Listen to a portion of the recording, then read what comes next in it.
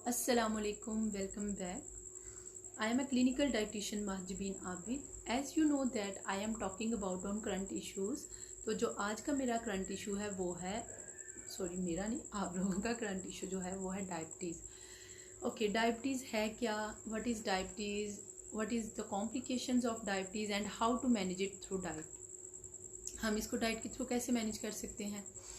तो डायबिटीज़ है क्या, बेसिकली जब हम खाना खाते हैं हमारे ब्लड में ग्लूकोज का लेवल हाई होता है तो हमारी बॉडी में एक हार्मोन होता है जो कि इंसुलिन, वो उस हाई ग्लूकोज लेवल को उठाता है। हाई ग्लूकोज जो है उसको उठा के बॉडी के सेल में जाके स्टोर कर देगा ताकि हमें बाद में एज एनर्जी के सोर्स में हम वहाँ से एनर्जी ले सकें।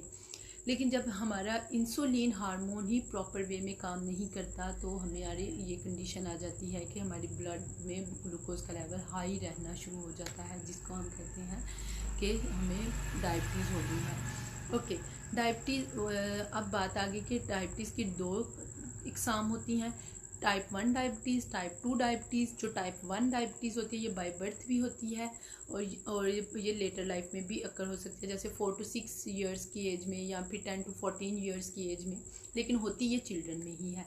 और जो टाइप 2 डायबिटीज़ होती है ये आफ्टर 40 ईयर्स में होती है, यानी कि ऑलमोस्ट जो 40 क्रॉस कर गए होते हैं।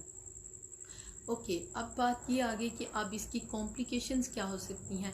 जैसे मैंने आप लोगों को पहले बताई थी अपनी पहली वीडियो में कि ओबेसिटी की क्या कॉम्प्लिकेशंस हो सकती हैं, कि आपको डायबिटीज़ नेक्स्ट स्टेप क्या होगा डायबिटीज़। इसी तरह मैं आपको आज बता रही हूँ कि आगे डायबिटीज़ की नेक्स्ट कॉम्प्लिकेशंस क्या हो सकती हैं। आपको सीवीडीज़, कार्डियोवास्कुलर डिजीज़ हो सकती हैं, आपका नर्व डैमेज हो सकता है, आपकी विजन जोन सी है वो ब्लर हो जाएगी या फिर इम्पेयर्ड हो जाएगी, आपके लिम्स जोन से वो प्रॉपर वर्क नहीं करते, जैसे कि आपके ब्लड सर्कुलेशन जो सी वो कम हो जाती है, आपके फीट वगैरह की तरफ जो सा ब्लड प्रॉपर वे में सर्कुलेट नहीं करता, जिसकी वजह से आपको चोट लग जाए तो आपका जो वूंड वगैरह वो जल्दी से हील नहीं होते, आपके ज़ख़म भी जल्दी से हील नहीं होती। इसलिए बहुत ज़्यादा प्रॉपर केयर की ज़रूरत होती है डायबिटीज़ वालों को भी। ओके, अब इसकी कॉम्प्लिकेशंस का पता हमें चल गया कि इसकी कॉम्प्लिकेशंस जो सी दिल की बीमारियों की तरफ ले जाएगी, आँखों की मसाइल पैदा होंगे, आपके ज़ख़म जल्दी नहीं भरेंगे, उसके अलावा आपका कहीं नर्व ब्लॉकेज हो सकता है, नर्व डैमेज हो सकती है। ओके, अब बात आ गई कि अब हम डायबिटीज़ वालों को मैनेज कैसे करेंगे डाइट के थ्रू। डायबिटीज़ जो सी है वो क्योरेबल नहीं, हम पूरी तरीके से उसको एलिमिनेट नहीं कर सकते, लेकिन हम उसको डाइट और फिज़िकल एक्टिविटी के थ्रू हम पूरी लाइफ इसको मैनेज करके चल सकते हैं। यानी हम ऐसा लाइफस्टाइल, ऐसी हम डाइटरी हैबिट्स लें कि हमें मेडिसिन भी ना खानी पड़े, हमें इंसुलिन भी ना लगवानी पड़े, और हम प्रॉपर वे में जो सा उसको मैनेज करके सिर्फ डाइट के थ्रू और फिज़िकल एक्टिविटी के थ्रू हम इसको अपनी लाइफ टाइम को इंक्रीज़ भी कर सकते हैं और उसको ईजीली साथ लेके चल सकते हैं। ओके, अब बात आ गई कि अब हम क्या ऐसी डाइट जो डायबिटीज़ पेशेंट को दें कि उनका ब्लड ग्लूकोज लेवल जो सा वो सडनली राइज ना करे। तो उसके लिए हमने फाइबर रिच डाइट लेनी है, ऐसी फूड को चूज़ करना है जो कि फाइबर रिच हो। यानी अगर आप कुकम्बर खा रहे हो तो उसका जो छिलका है वो आपने नहीं उतारना, क्योंकि उसमें फ़ाइबर होता है। अगर आप एप्पल खा रहे हो तो आपने उसका छिलका नहीं उतारना, उसमें फ़ाइबर होता है जो कि आपके ब्लड में ग्लूकोज लेवल को सडनली राइज नहीं होने देता, स्लोली राइज करता है। ओके, फाइबर रिच डाइट लेनी है। फाइबर किस डाइट में ज़्यादा होता है, फ्रूट्स में ज़्यादा होता है, वेजिटेबल्स में ज़्यादा होता है, जो भी आपका सीजनल सैलड आएगा उसमें फ़ाइबर का ये एक बहुत अच्छा सोर्स है। उसके अलावा आपने लेस फैट डाइट लेनी है, यानी कि आपने एक तो बैड फैट से बिल्कुल अवॉइड करना है, और गुड फैट्स आप ले सकते हैं नट्स वगैरह की फॉर्म में, जैसे आलमंड्स ले सकते हैं। लेकिन आपने जो बैड फैट है जैसे घी, ऑयल वगैरह, इससे थोड़ा इज्तनाब करना है कि ये आप लोगों ने अपनी डाइट में ज़्यादा इंक्लूड नहीं करना। और जैसे अगर आप मिल्क का इंटेक आप ले रहे हो, अगर आप पूरे दिन में 1 कप दूध का ले रहे हो और 1 कप चाय का ले रहे हो तो that is enough for you. और डबल स्किम मिल्क का यूज़ करेंगे आप। अब बात आ गई डबल स्किम मिल्क क्या होता है। उसमें आपने क्या करना होता है कि आपने दूध को बॉयल करना होता है अच्छी तरह से, उसकी बलाई जो ऊपर आ जाती है आप उसको उतार के साइड पे कर देना है। मोस्टली घरों में ऐसा ही होता है। लेकिन अब बात आ गई कि जो दूध बचा उसमें भी फैट मौजूद होती है, आपने उस वाले दूध को भी फिर से बॉयल करना है और उसकी बलाई उतार देनी है, और फिर वो होगा डबल स्किम मिल्क, यानी कि उसको 2 दफ़ा हमने उसकी बलाई उतार दी तो आपने अपनी डाइट को इस तरह मैनेज करना है कि आपने हाई फाइबर डाइट लेनी है और लेस जोन सी है वो फैट डाइट लेनी है। उसके अलावा आपने ऐसी डाइट लेनी है, आपका मेन फोकस जोन सा है ना, अगर आप मीट खा रहे हो तो उसमें आपको जो विजिबल फैट नज़र आ रही है, जो ऑयल वगैरह नज़र आ रहा है, तो आपने उसको पीछे कर देना है। वो वाला खाना आपने नहीं खाना। कोशिश करें आपका खाना कम ऑयल में बना हुआ हो। आपने कौन सी फूड, डायबिटीज़ वालों ने कौन सी फूड नहीं लेनी। एक तो मैंने आपको बता दिया कि आपने लेना क्या है। आपने फाइबर रिच डाइट लेनी है। फैट, विजिबल फैट आपने बिल्कुल उससे अवॉइड करना है। और साथ में आपने ऐसी फूड लेनी है जिसका ग्लाइसेमिक इंडेक्स जो सा वो लो हो। जिनका ग्लाइसेमिक इंडेक्स हाई होगा वो आपकी शुगर भी क्विकली राइज कर देते हैं, आपके शुगर लेवल को। ओके, अब बात आ गई कि आपने किन चीज़ों से अवॉइड करना है। एक बात आपको पहले मैं बता दूं, हर बॉडी का जो सा है वो डाइट प्लान कस्टमाइज होता है। हर बॉडी की कंडीशन, हर बॉडी के जो भी नीड्स होती हैं उनके अकॉर्डिंग जो सा है वो डाइट प्लान बनता है। तो ये जो मैं आपको बता रही हूँ ये जनरल गाइडलाइंस है, आप इनको फॉलो करके अपने लाइफस्टाइल को बेहतर कर सकते हैं। लेकिन अगर आपको डायबिटीज़ है, साथ हाइपरटेंशन है, तो आपका डाइट प्लान बिल्कुल ऑब्वियसली अलग से बनेगा। अगर एक बंदे को डायबिटीज़ है तो उसका डाइट प्लान ऑब्वियसली अलग बनेगा।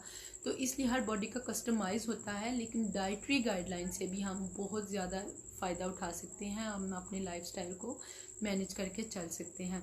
और अगर आपको डाइट प्लान चाहिए तो आप मेरे जोन सा है वो मेरे कॉन्टैक्ट नंबर पे भी रब्ता कर सकते हैं, या मेरी इंस्टाग्राम आईडी है माजबीन आबिद, आप उसको फॉलो करके अपना कस्टमाइज डाइट प्लान भी बनवा सकते हैं। ओके, बात आ गई अब आपने किन चीज़ों को नहीं लेना। आपने प्रोसेस्ड फूड नहीं लेनी, कार्बोनेटेड बेवरेजेस नहीं लेने। उसके अलावा आपने समोसे, पकोड़े, निमको, बिस्किट्स, जो भी बाहर की चीज़ें बेकरी की आती हैं या वैसे फास्ट फूड वगैरह, आपने ये बिल्कुल इनका इंटेक नहीं करना, क्योंकि ये आपके ब्लड ग्लूकोज लेवल को बहुत हाई कर देती है। और ख़ास तौर पे आपने नान से अवॉइड करना है। और आपने 2 फ्रूट्स आपके जिनका ग्लाइसेमिक इंडेक्स जो सा वो इतना हाई नहीं है, उनमें एप्पल और गावा है। आप सेब या अमरूद का इस्तेमाल कर सकते हैं, या 1 से 2 ले सकते हैं पूरे दिन में। 1 to 2 सर्विंग्स जो सी वो that is enough for you. और उसके अलावा आपने मैंने बता दिया जो चीज़ें आपने नहीं खानी, आपने उनको भी फॉलो करना है। साथ में बात आ गई आपने अपना फ्लूइड इंटेक मेंटेन करना है। मगरिब के बाद आपने फ्लूइड इंटेक कम करना है, क्योंकि आप जब मगरिब के बाद आपने सोना भी होता है तो आपका वाटर इंटेक ज़्यादा होता है, तो फिर आप सो जाते हो तो आपके किडनी पे लोड पड़ता है उस पानी का, तो उसकी वजह से आपका जो उनसे गुर्दे फेल होने के भी चांसेस इंक्रीज़ हो जाते हैं। तो इसलिए आपने अवॉइड करना है, मगरिब के बाद ज़्यादा पानी नहीं पीते। अगर आपने 8-9 बजे तक सो जाना है तो फिर पानी का इंटेक कम करें। अच्छा, उसके अलावा आपने क्या करना है कि आपने अपनी फ़िज़िकल एक्टिविटी को मेंटेन करना है। अब बात आ गई कि फ़िज़िकल एक्टिविटी को कैसे मेंटेन करें। आपने मॉर्निंग में भी 1 आवर ब्रिस्क वॉक कर लें या वॉक कर लें, आपने करनी ज़रूर है। अपनी लाइफ का, अपनी रूटीन का इसको पार्ट बना लें। और साथ में आपने 1 आवर जो सा वो इवनिंग वॉक करें। तो इससे इंशाल्लाह आपकी इन डाइटरी गाइडलाइंस को फॉलो करते हुए आपके जो सी है डायबिटीज़ की कंडीशन पे बहुत क्विकली असर होगा।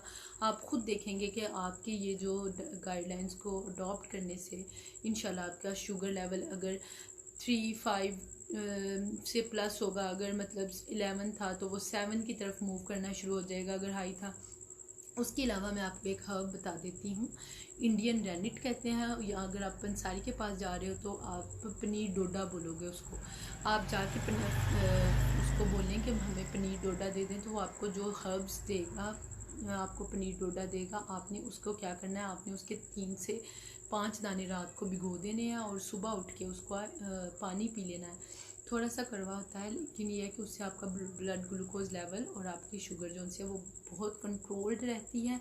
और दूसरी बात ये कि अगर 11 थी तो वो 7 की तरफ मूव करेगी, और अगर कोई प्री डायबिटीज़ है तो 6 से नीचे है जिसकी, या फिर डायबिटीज़ की तरफ अभी मूव कर रहा है, तो उसकी जो सी है शुगर लेवल वो भी बड़ी जल्दी नॉर्मल की तरफ आना शुरू हो जाएगी।